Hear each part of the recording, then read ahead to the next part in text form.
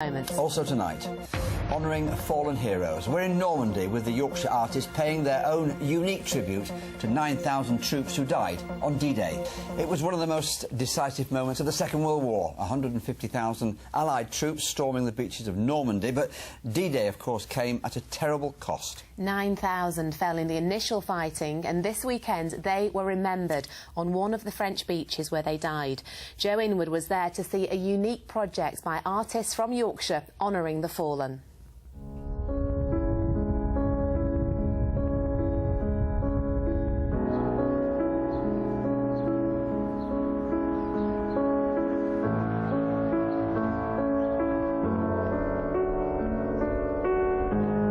The Normandy beaches, everywhere reminders of the 9,000 who died on D-Day.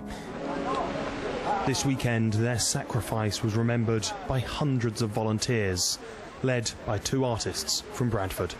All around us there are relics of the Second World War, but the one thing that is missing is the people that actually died. This is the sacrifice and the loss that you have when we have these conflicts. To represent those sacrifices, 9,000 silhouettes, each one raked by volunteers, including Monica Kershaw from Bradford. She's experienced the cost of war firsthand when her son Christopher was killed in Afghanistan.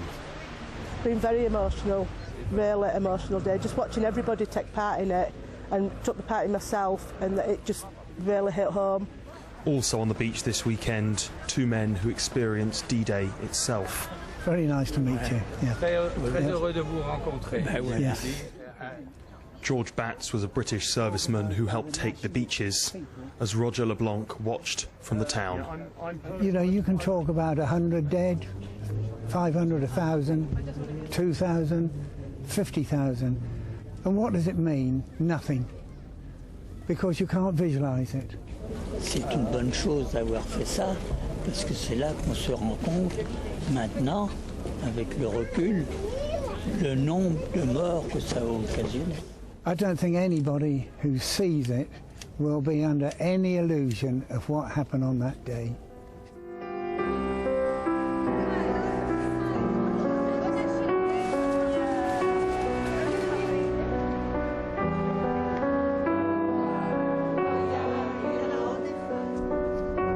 And so people came not just from France and Britain, but all across Europe, right around the world, to take part in something global, something representing peace, and to create something spectacular.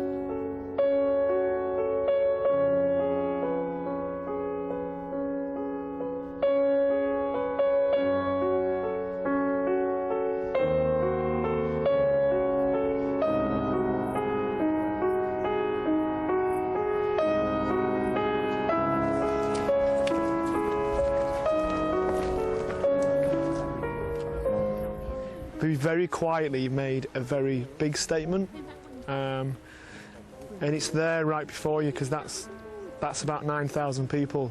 And I was kind of holding it together, and then a plane flew past and did a little flyby, which we didn't know about, and that kind of just broke me.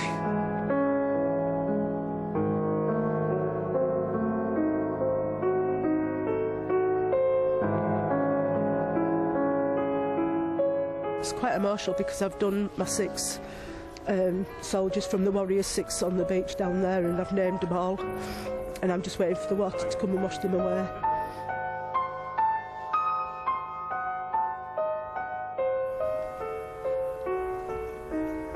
And you think of their ages, under 22, 23. They had no life. But let's hope to God it never happens again. It mustn't happen again. And that was the message of this work.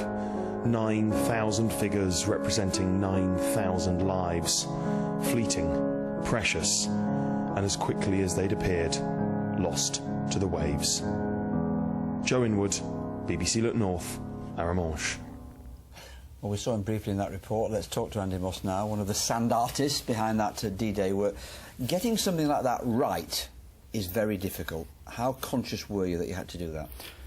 We obviously did a lot of preparation, but one thing we couldn't actually anticipate was how many people would turn up on the day. We took a coach full of people from Bradford, 30, and then probably we could rely on another 10, 20 people to turn up. But look how many did.